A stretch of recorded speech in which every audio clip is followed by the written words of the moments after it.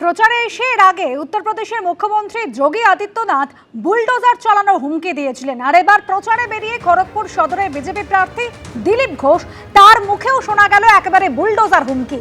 4 তারিখের পর এখানে থাকতে পারবে। আমার চিফ এজেন্টকে বলেছে ওখানকার নেতারা। খুব খারাপ সময় আসছে। উত্তরপ্রদেশে গুন্ডা মাফিয়াদের যে হাল হয়, বাংলায় তার থেকেও খারাপ অবস্থা হবে। বুলডোজার চলবে, কেউ বাঁচাতে পারবে না। কি বলেছেন দিলীপ ঘোষ শোনাবো। हमारे चीफ एजेंट एडवोकेट अनुपम को वहां का नेता का फोन आता है रात को, क्या 4 तारीख के बाद यहाँ रह पाओगे? माई के लाल, तू कहाँ रहेगा? 4 के बाद सोच के देख, कहाँ जाएगा अपना बाल बच्चा को लेकर देख। चाहे तो उड़ीसा में, बिहार में घर का किराया हम देख के दे देंगे, घर देख देंगे जाने के लिए, किराया भी दे देंगे। यहाँ कुछ छोटा मोटा पुलिस वाला अभी भी है, वो थोड़ा तड़प रहे हैं। भैया समय बहुत खराब आने वाला है। उत्तर प्रदेश के गुंडा माफिया का जो हालत हुआ ना, बंगाल में उससे भी बुरा हाल होगा। इसीलिए जो माल कमाया है ना, खाओ पियो मस्ती करो, बाल बच्चे के साथ जियो, घर बार बना लिया, नहीं तो बुलडोजर चल जाएगा, कोई नहीं बचा सकता। बाकी जिंदगी जेल में रहना पड़ेगा, कोई नहीं बचा सकता है। और हम बोलते नहीं, हम करके दिखाते हैं। एक पूरी गेट में 2-3 इंची साइज का टीएमसी का नेता है, फूट भी नहीं इंची साइज का, वही तड़पते हैं, रेल को धमकी देते हैं, वो बचा लेगा। अरे तेरे को कौन बचाएगा यार? काल क्या हो तेरे को मालूम नहीं है। দিলীপ ঘোষ যখন যোগী আদিত্যনাথের সুরে বুলডোজার চালানোর হুমকি দিচ্ছেন, তখন তৃণমূলের রাজ্য সহ সভাপতি জয়প্রকাশ মজুমদার তিনি বলছেন 4 তারিখে ভোটের ফল বেরোনোর পর বিজেপি নেতাদেরই না পাশের রাজ্যে আশ্রয় নিতে হয়। আমরা আইনের শাসনে বিশ্বাস করি, আমরা বুলডোজারে বিশ্বাস করি না, ওই তেল মাখানো বাঁশ ইত্যাদিতে বিশ্বাস করি না। এবার দিলীপ ঘোষ যোগী আদিত্যনাথকে দেখে উৎসাহিত হয়ে বলছেন, আমার কথা দিলীপ বাবুদের প্রতি যে দেখুন, এমন কথা বলবেন না যে 4 তারিখের পর আপনাদের লকস্টক ব্যারেল, মানে আপনাদের নেতা এবং নেতাদের চেলা সব সমেত বিজেপিকে পাশের রাজ্যে গিয়ে বেঁচে বাঁচতে হয়। 2021-এর পর হাইকোর্টে দৌড়েছিলেন যে কেন্দ্রীয় বাহিনী রেখে দিন, 3 মাস 6 মাস 1 বছর রেখে দিন কেন্দ্রীয় বাহিনী আমাদের সুরক্ষার জন্য। আপনি নিজে ঘোরেন কেন্দ্রীয় বাহিনী নিয়ে, কিন্তু আপনার সঙ্গের লোকজনদের কেন বিপদে ফেলছেন? তাদেরকে তো শান্তিতে থাকতে হবে বাংলায়। এর আগে রাজ্যে প্রচারে এসে বুলডোজার হুঁশিয়ারি দিয়ে যোগী আদিত্যনাথ কি বলেছিলেন রাখবো এবার আপনাদের সামনে। उत्तर प्रदेश का बुलडोजर उसको ठीक ढंग से जवाब दे देगा। यूपी का बुलडोजर केवल वह सड़क ही नहीं बनाता है, माफिया का भी इलाज करता है। और ये बुलडोजर वहीं चल सकता है जहां डबल इंजन की स्पीड हो, डबल इंजन की स्पीड हो, वहीं पर ये चल सकता है और उसी में चलाने की सामर्थ्य भी होगी। প্রশাসন স্বচ্ছতার সঙ্গে কাজ করলে সমস্যা হয় না, মামলাও হয় না। কলেজের অধ্যাপকদের পোলিং অফিসার নিয়োগ নিয়ে মামলায় কড়া পর্যবেক্ষণ কলকাতা হাইকোর্টের। ফের আদালতে প্রশ্নের মুখে নির্বাচন কমিশন। ভোটের ডিউটি থেকে মামলাকারী অধ্যাপকদের একাংশের স্বস্তি।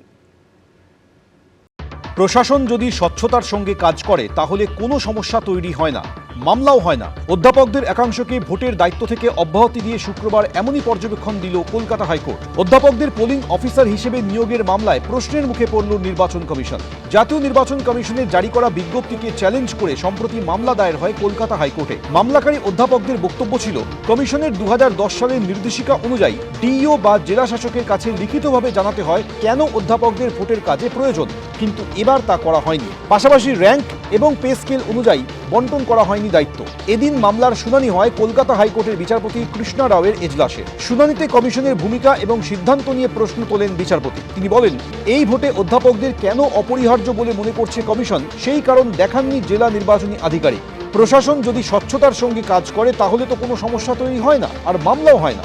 এরপরই অধ্যাপকদের একাংশকে ভোটের দায়িত্ব থেকে অব্যাহতি দিয়ে আদালত জানায় যারা মামলা করেছেন তাদের ভোটের কাজে অংশ নিতে হবে না, কিন্তু যারা ইতিমধ্যে প্রশিক্ষণ নিয়েছেন বা নিচ্ছেন এবং যারা স্বেচ্ছায় কাজ করতে চান তাদের ক্ষেত্রে এই নির্দেশ কার্যকরী নয়। এর আগে বৃহস্পতিবার শুনানিতে বিচারপতি কৃষ্ণা রাও নির্বাচন কমিশনের সমালোচনা করে বলেন, আপনারা যখন খুশি নিয়ম বদল করছেন, বিজ্ঞপ্তি অনুযায়ী তো আপনারা বিচারপতিদেরও পোলিং অফিসার হিসেবে নিয়োগের সংস্থান রেখেছেন, আমাদের নিয়োগ করুন, আমরা যাব ডিউটি করতে। অনিয়ম দেখে আদালত চোখ বন্ধ করে থাকলে তো সেটা চলতেই থাকবে। এরপর শুক্রবারও আদালতের সমালোচনার মুখে পড়ল ইসিআই। সৌভিক মজুমদার, এবিপি আনন্দ, কলকাতা। সোনারপুর দক্ষিণে এবারও অভিনেত্রী বনাম অভিনেত্রীর লড়াই। তৃণমূলের লাভলি মৈত্রর বিরুদ্ধে এই কেন্দ্রে এবার রূপা গঙ্গোপাধ্যায়কে প্রার্থী করেছে বিজেপি। জোর কদমে চলছে প্রচার। ছোট পর্দার মহাভারতে তিনি ছিলেন দ্রৌপদীর ভূমিকায়, রাজনীতির মহাভারতে অবশ্য সরাসরি কুরুক্ষেত্রে, মানে ভোট যুদ্ধের ময়দানে নেমে পড়েছেন রূপা গঙ্গোপাধ্যায়। সোনারপুর দক্ষিণ বিধানসভা কেন্দ্রে তাকে প্রার্থী করেছে বিজেপি। একটা সময় রূপলী পর্দা তাকে পৌঁছে দিয়েছিল ঘরে ঘরে। এখন ভোট চাইতে সশরীরে দরজায় দরজায় পৌঁছতে হচ্ছে রূপা গঙ্গোপাধ্যায়কে। চড়া রোদে কখনো পায়ে হেঁটে, কখনো গাড়িতে সোনারপুর দক্ষিণের অলিতে গলিতে পৌঁছে যাচ্ছেন বিজেপি প্রার্থী। পদ্মা নদীর মাঝি করেও যদি গায়ের রং পোড়াতে পারি, তাহলে এইটুকু করে গায়ের রং পোড়াতে পারবো না কেন? মোদী সরকার ক্ষমতায় আসার পর 2015 সালে বিজেপিতে যোগ দেন রূপা গঙ্গোপাধ্যায়। এক দশক আগে 2016 সালের বিধানসভা ভোটে হাওড়া উত্তর থেকে বিজেপির প্রতীকে লড়েও হেরে গিয়েছিলেন। তারপর দল তাকে পাঠায় রাজ্যসভায়। এবার ফের বিধানসভার লড়াইয়ে সোনারপুর দক্ষিণে বিজেপির রূপা গঙ্গোপাধ্যায়ের লড়াই তৃণমূল প্রার্থী এবং এখানকার বিদায়ী বিধায়ক লাভলি মৈত্র এবং সিপিআই এর পারমিতা দাশগুপ্তর সঙ্গে।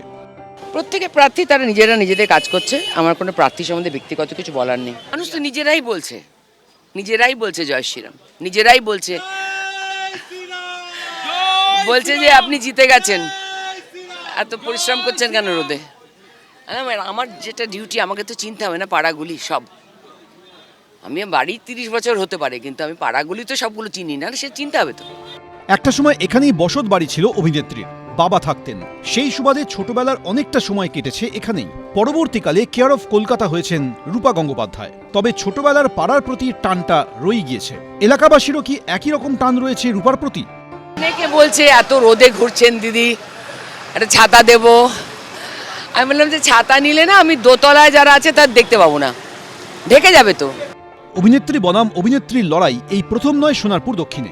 এর আগে 2021 বিধানসভা ভোটেও বিজেপির অভিনেত্রী প্রার্থী অঞ্জনা বসুকে হারিয়ে 26,000-এ কিছু বেশি ভোটে জয়ী হন তৃণমূলের লাভলি মৈত্র। 2024 সালে লোকসভা ভোটের বিধানসভা ভিত্তিক ফল অনুযায়ী সোনারপুর দক্ষিণের তৃণমূল লিড পেলেও মার্জিন কমে হয় 9,719। তবে এবারের বিধানসভা ভোটে সোনারপুর দক্ষিণ জিতবেন কে, সেটা বোঝা যাবে চৌঠামে। উজ্জ্বল মুখোপাধ্যায়, এবিপি আনন্দ। এবিপি আনন্দ, এগিয়ে থাকে, এগিয়ে রাখে।